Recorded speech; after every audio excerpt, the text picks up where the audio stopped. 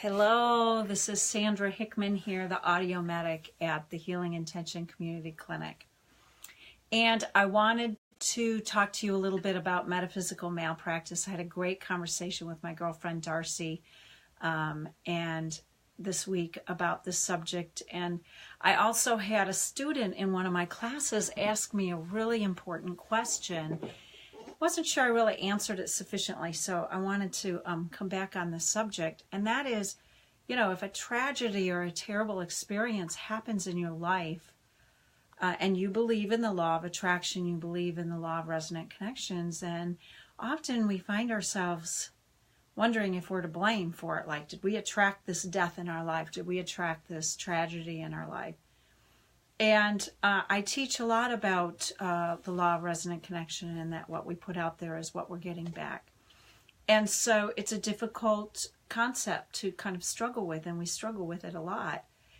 And don't want to feel to blame. I mean, sometimes things aren't as they seem, and we have to look for that silver lining in the experience. But how do we really walk away from some of these experiences feeling like we captured the gift?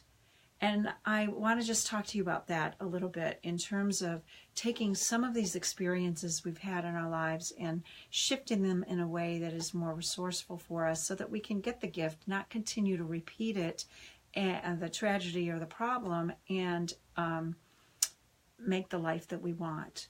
Okay? So I often talk about the energetic equivalent. So, if a situation has come your way that doesn't feel very good, then sometimes, it's got a lot of different frequencies, a lot of different vibrations, a lot of different aspects.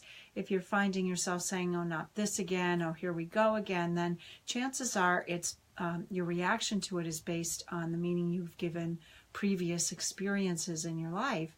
And that's the biochemical cocktail that you've got memorized and is coming up.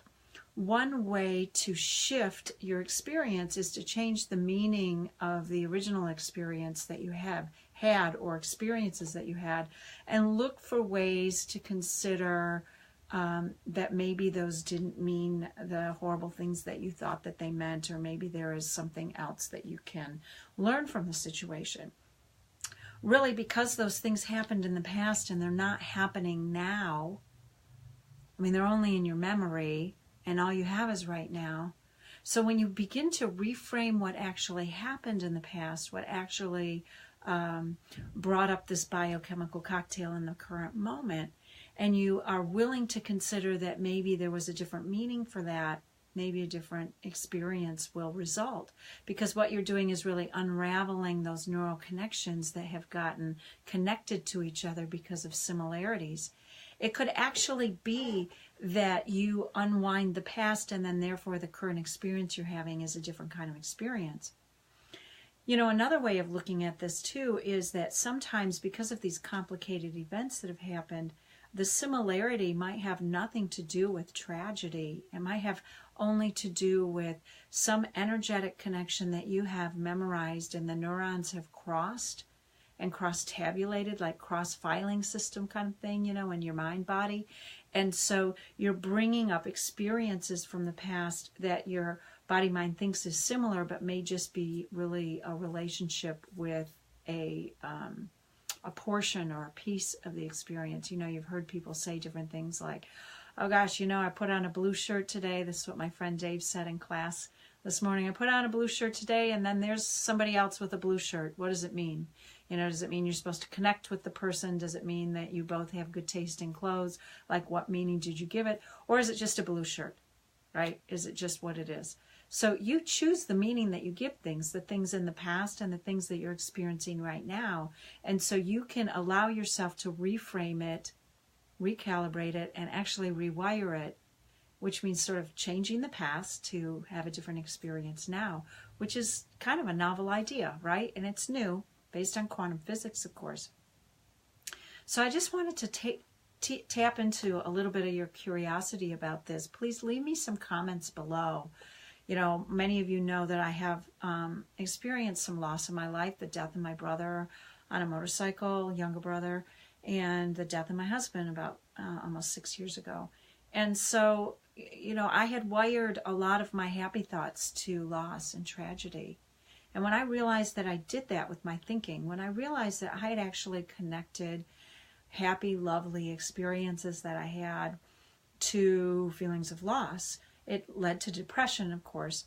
But I also realized, if I can powerfully wire those two things together that seem like bizarre, why should they be together?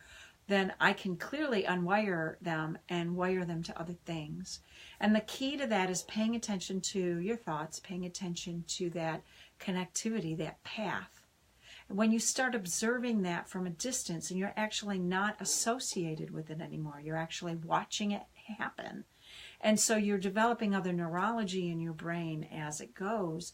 And this ability to notice what's happening will help you see those connections. It's what caused me to be able to see that my happy thoughts were connected with loss.